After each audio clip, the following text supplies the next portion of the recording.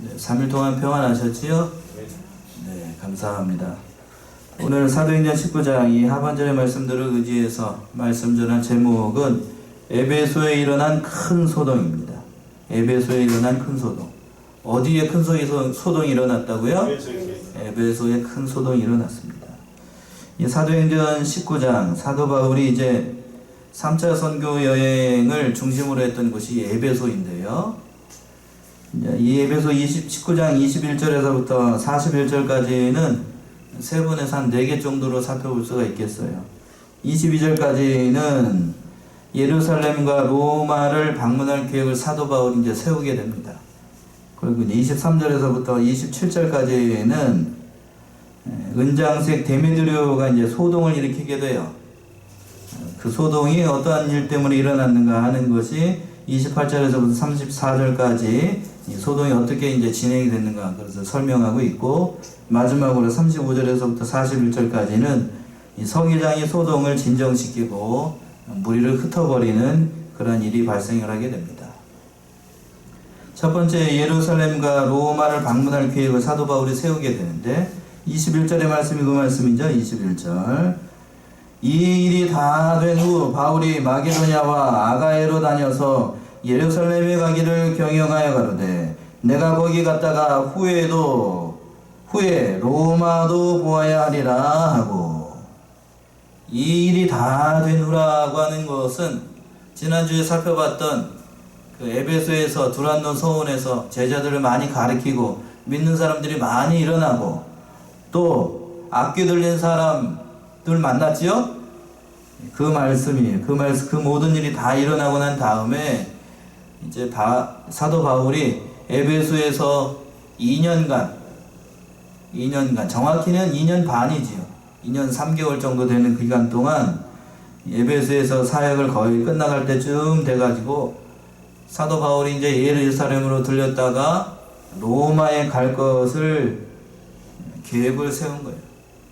참 여기를 보게 되면, 이 대목을 보게 되면 사도 바울의 이 주와 복음을 위한 정신은 참으로 본받을 만해요. 주와 복음을 위해서 그동안 에베소에서 정들였던 그 2년 3년 가까이 그 정들었던 곳을 뒤로 하고 또 새로운 전도지를 찾아서 로마도 가야 될 것이다 이렇게 계획을 세우는 거 보게 되면 참 대단한 사람이다, 대단한 사도다, 그런 생각이 들어요. 1절 하반절에서 그랬지요. 마게도냐와 아가야로 다녀서 예루살렘에 가기를 경영하여 가로되 내가 거기 갔다가 후에 어디로 보아야 된다고요? 로마도 보아야 하리라. 로마도 보기로 이때 계획을 이미 세운 거예요. 이때부터 이미 사도 바울은 심령의 매임을 받아서 곧 성령의 매임을 받아가지고 로마에 갈 것을 굳게 결심을 한 거예요. 그래서 차곡차곡 그 심령께서, 우리 성령께서 사도 바울을 그곳으로 인도하고 계셨습니다. 22절 보시면 자기를 돕는 사람 중에서 디모데와 에라스도 두 사람을 마게도냐로 보내고 자기는 아시아에 얼마간 더 있으니라.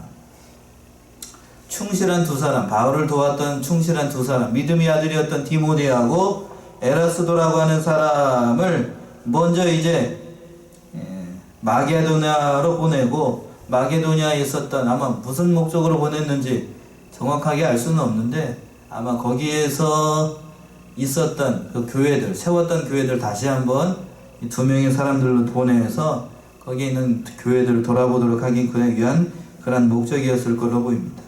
그래서 제일 믿을 만한 사람, 믿음의 아들이었던 누구를 보내고요? 첫 번째 디모데를 보내고 또 에라스도라고 하는 사람을 보내가지고 그 모든 형편들을 돌아보게 되고, 바울은 거기에 남아서 그 아시아에 얼마간 남아서 뒷일을 더 마무리했던 것으로 보여요. 여기서 말하는 아시아는 우리가 살고 있는 이 아시아 아니에요. 지금의 터키 지방, 거기를 그때 당시 로마 시대에 있는 거기 하나의 주예요. 아시아라고 하는 하나의 주입니다. 그 아시아라고 하는 주에 머물렀던 거예요. 그 아시아의 주도가 어디였냐면 에베소예요. 에베소 지역을 사도 바울이 그곳에서 전도 여행을 했던 겁니다.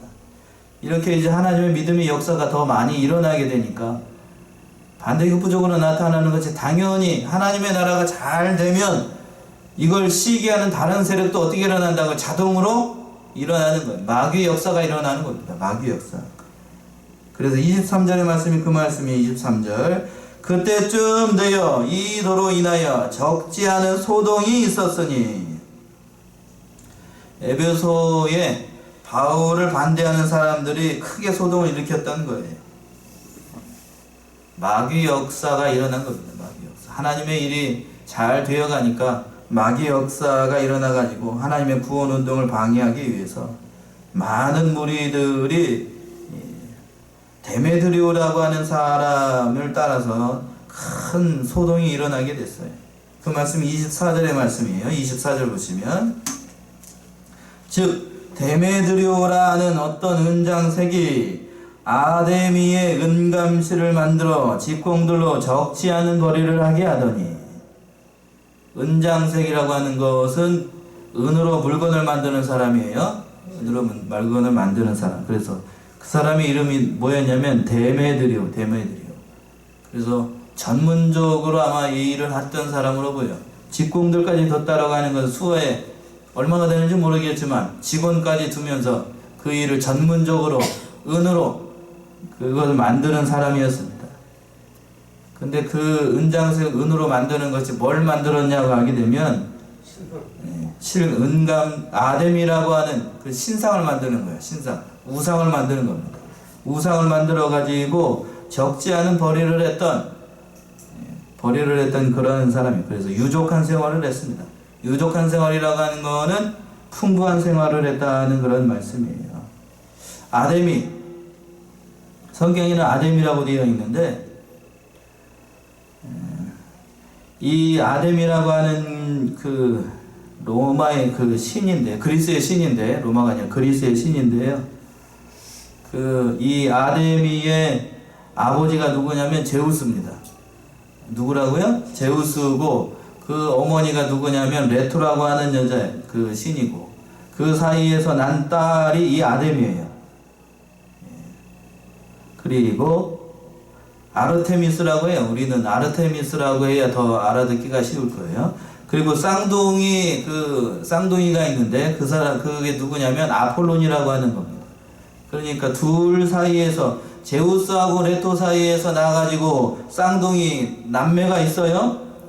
오빠인지 동생인지는 알 수 없지만 그 한 사람이 아폴론이고 다른 한 사람 여기서 나오고 있는 아뎀이라고 하는 그 신입니다. 우상이에요, 우상.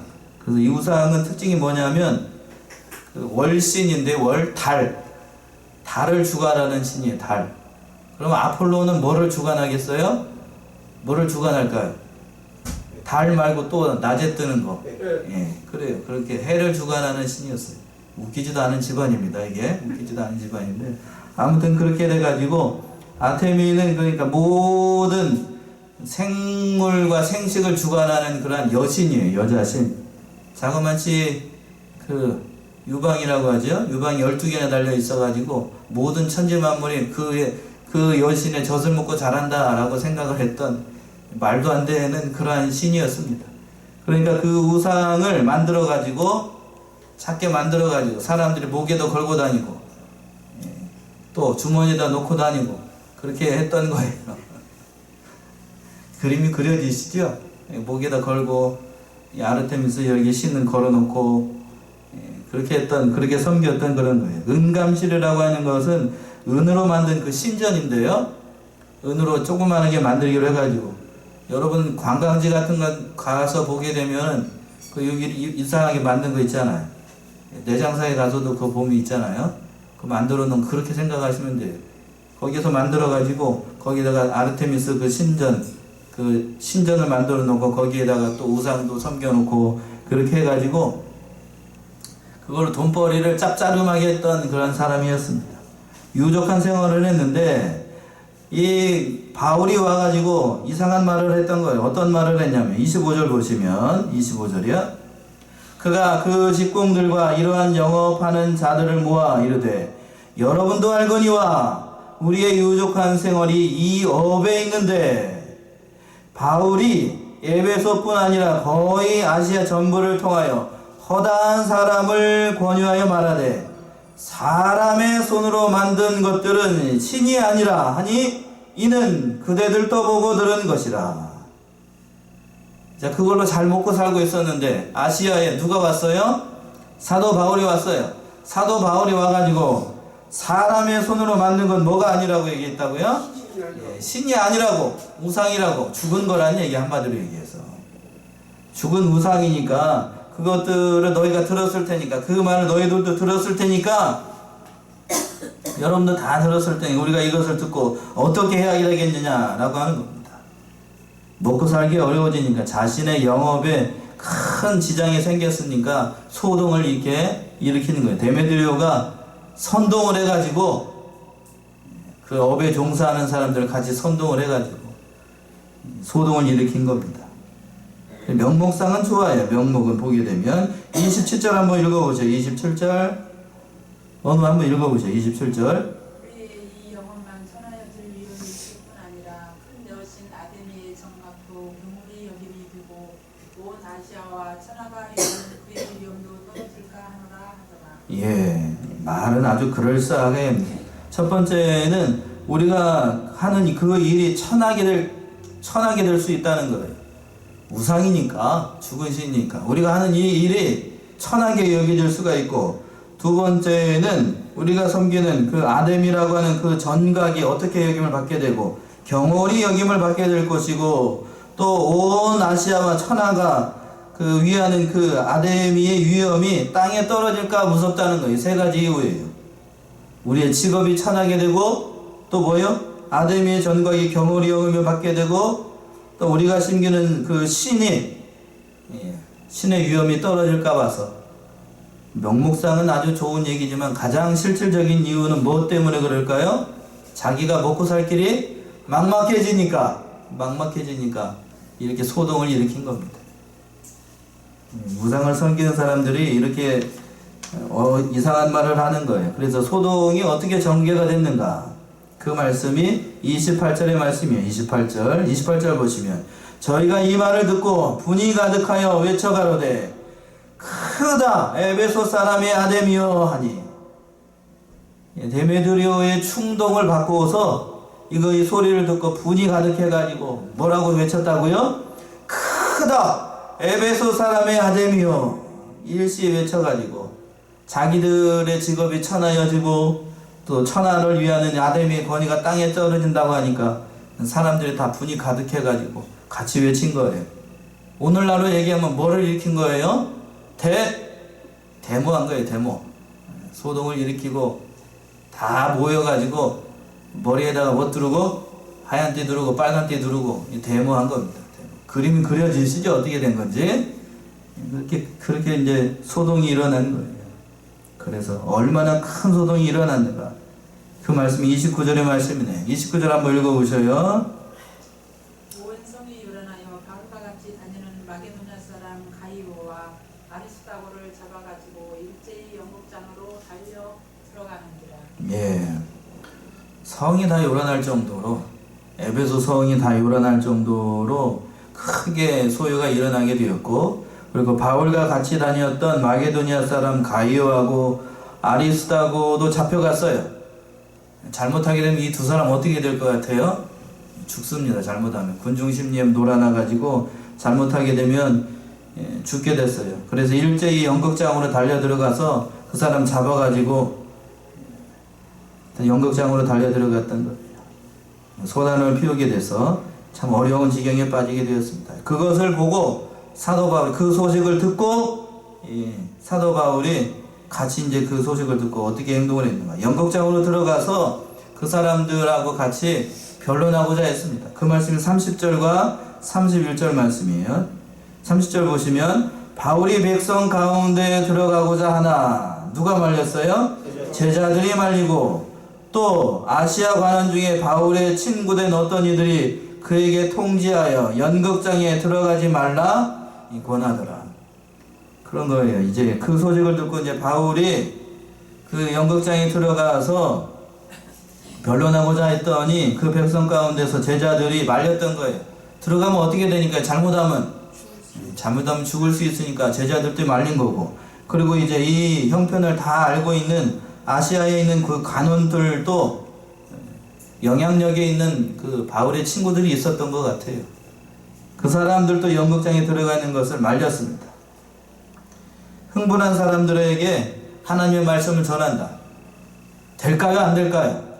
그거 안 돼요. 마태복음 7장 6절에서 보게 되면 이 사람들에게, 돼지 같은 사람들, 개 같은 사람들에게 진리를 전해주게 되면 어떤 일이 발생을 하는가 한번 찾아보세요. 마태복음 7장 6절, 어머니 찾아서 한번 읽어보세요. 마태복음 7장 6절이요. 산상수훈의 말씀이죠. 거룩한 것을 개에게 주지 말며 너희 진주를 돼지 앞에 던지지 말라. 저희가 그것을 발로 밟고 돌이켜 너희를 찢어 상할까 염려하라. 예, 거룩한 것을 누구에게 주지 말고, 개에게 주지 말고, 너희의 진주를 누구에게 던지지 말고 돼지 앞에 던지지 말라는 거예요. 개하고 돼지는 거룩한 것, 귀한 것을 알지 못해요. 여기 이 사람들도 마찬가지예요. 하나님의 말씀, 예수가 그리스도라고 하나님의 말씀을 전해봤자 이 사람들이 그걸 믿을까요? 안 믿을까요? 안 믿어요. 그러니까 거룩한 것을 그 사람들에게 전해주지 말라는 거예요. 이 아시아의 관원이라고 하는 것은 그 지방에 있었던 그 지방 의회 의장이라고 합니다. 굉장히 영향력이 있었던 사람들이 바울 옆에 있었음에도 불구하고 그것을 어찌하지 못했어요. 이 군중 심리라고 하는 것이 그렇게 무섭다는 것을 우리가 알 수 있어요. 그 말씀이 32절의 말씀인데 32절 한번 보세요. 이 사람들이 외쳐 혹은 이 말을 혹은 저 말을 하니 모인 무리가 분란하여 태반이나 어찌하여 모였는지 알지 못하더라. 사람들이, 그 모인 사람들이 왜 모였는지를 모르는 거예요. 태반은 왜 모였는지 알아야 될 거 아니에요. 그런데 저 태반은 뭘 했다고요? 어찌하여 이것을 모였는지 알지 못하는 거예요.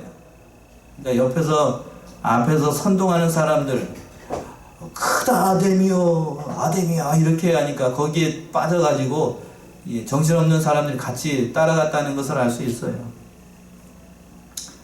그러니까 군중심리로 모든 일을 처리하게 되면 일을 거르칠 수가 있어요. 오늘날에도 마찬가지고 과거에도 마찬가지였습니다. 출애굽기 23장 2절 한번 더 찾아보세요. 출애굽기 구약성경 23장 2절, 23장 2절하고 3절 한번 읽어보세요. 출애굽기 23장 2절 3절. 다수를 따라 악을 행하지 말며 송사에 다수를 따라 부정당한 증거를 하지 말며 가난한 자의 송사라고 획득도히 두하지 말지니라. 예, 다수를 따라 뭐를 행하지 말고 악을 행하지 말고 송사의 다수를 따라 부정당한 증거를 하지 말며. 예, 다수를 따라서 악을 행하는 경우가 많아요. 다수를 따라서. 오늘날 이 군중 심리로 일어나는 일들이 많아요. 포퓰리즘이라고 얘기합니다.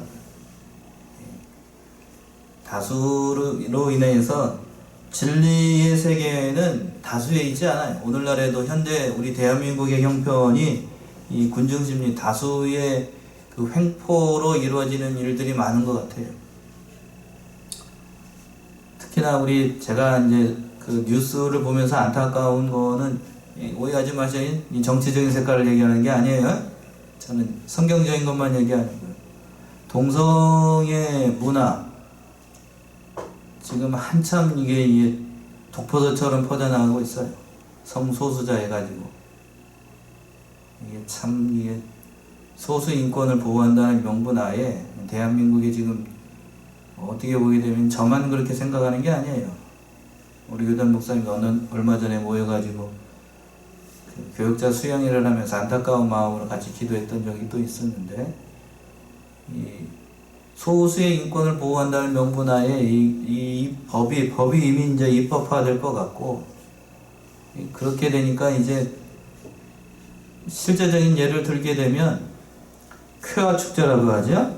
그건 이제 서울에서만 진행된 게 아니고 서울에서 진행이 됐고 부산에서도 한번 진행이 됐고 광주에서도 됐고 지금 인천에서도 되고, 다 됐어요. 전주에서 경험해서 하기만 해봐 그냥. 아무튼 이 정신없는 사람들의 그 문화에 따라가서 결국에는 이렇게 다 축제를 해가지고 지금 그런 문화에 지금 돼가지고 언론을 비롯해가지고 그거를 당연시 여기고 있어요. 어떤 비판이 없이 그냥 다 뉴스를 한번 보세요.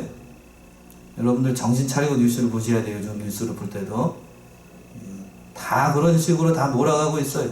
당연시 소수의 인권을 존중해야 된다는 문구나에 다 그렇게 한꺼번에 다 뭉태기로 다 어떻게 되고 있다고요? 다 묻어가고 있어. 다 묻어가고 있어.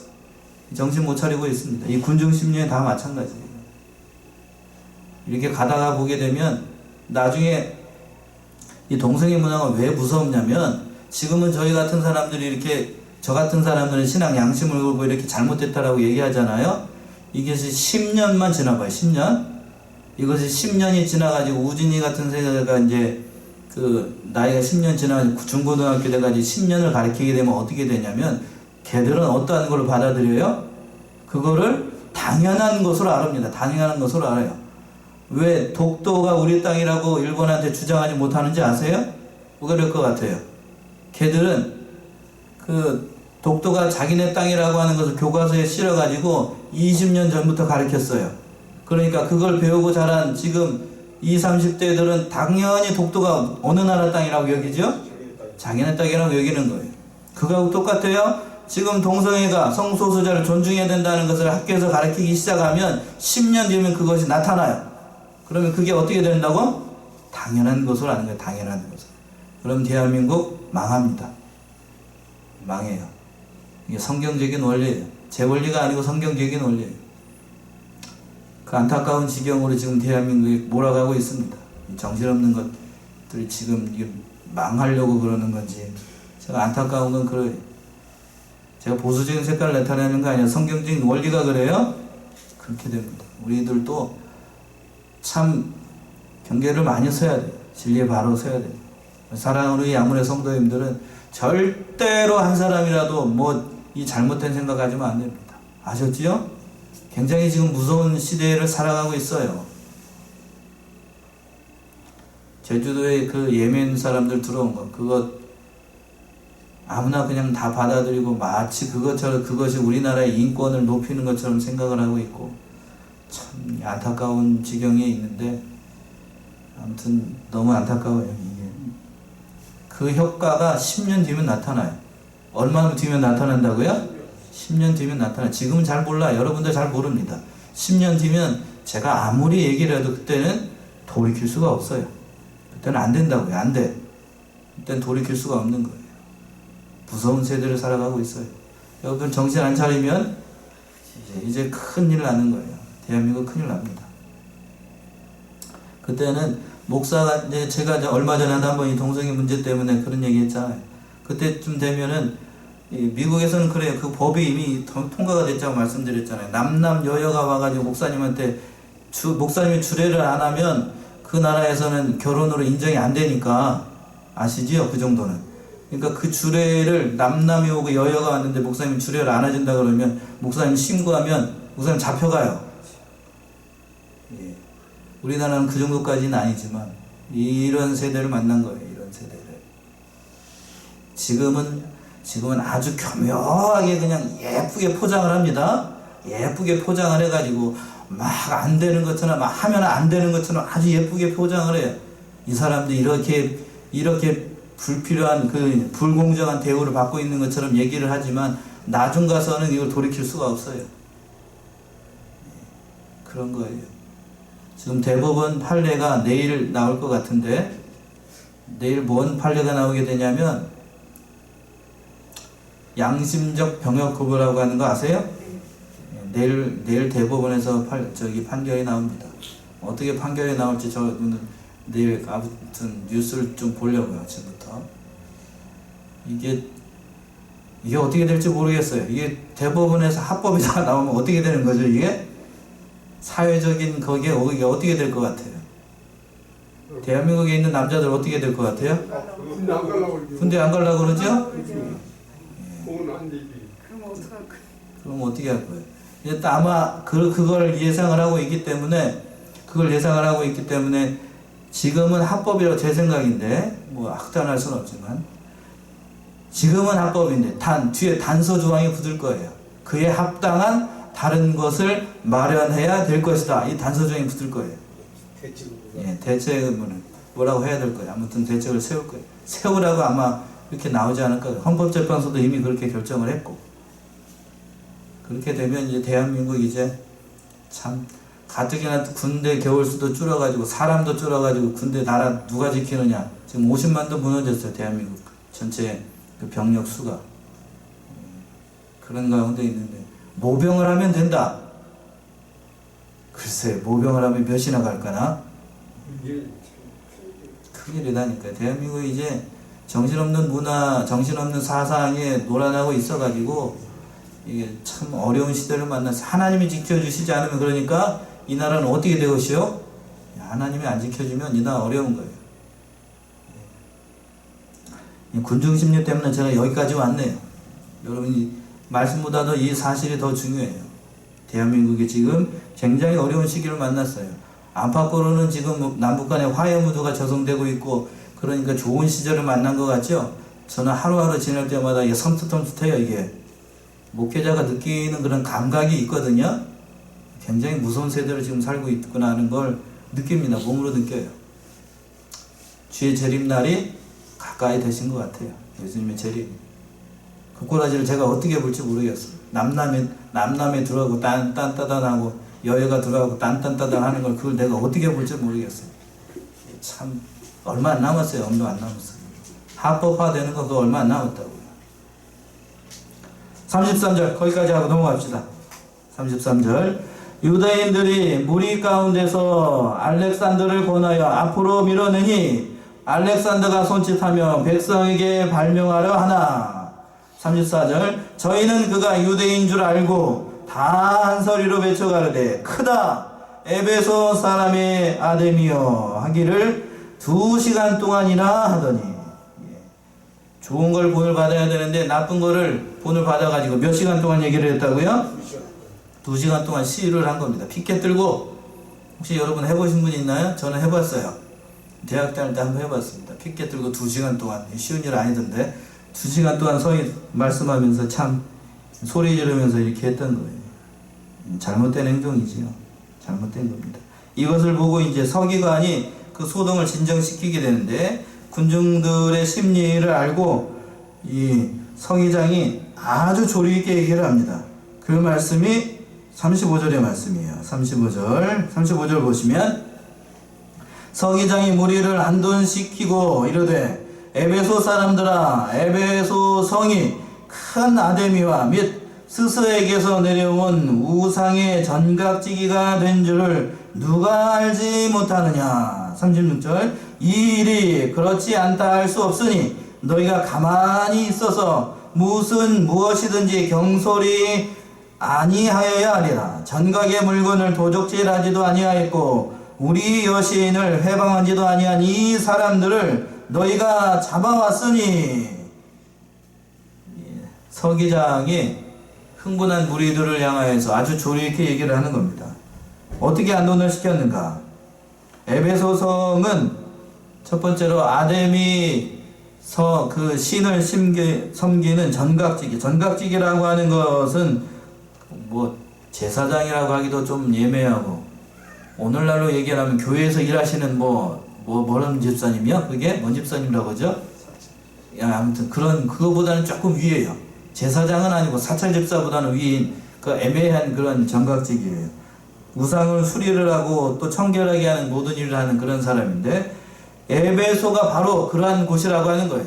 그러한 곳이라는 것을 너희가 잘 알고 있다. 첫 번째로 얘기를 하는 겁니다. 쉽게 얘기하면 너희가 그러한 자부심을 가진 사람들이라고 인정을 해준 거고, 두 번째는 그것을 부인할 자가 아무도 없다라고 안심을 시키는 거예요. 아무도 부인할 사람 없으니까 이제 그러면 얘기를 하는 거예요. 3절 3번에서 뭐라고 얘기를 하냐면 바울이 전각의 물건을 도적질하지 않았고 또 여신을 섬기는 것을 해방하지 않았으니까 이 일을 바로 처리해야 된다라고 얘기한 겁니다.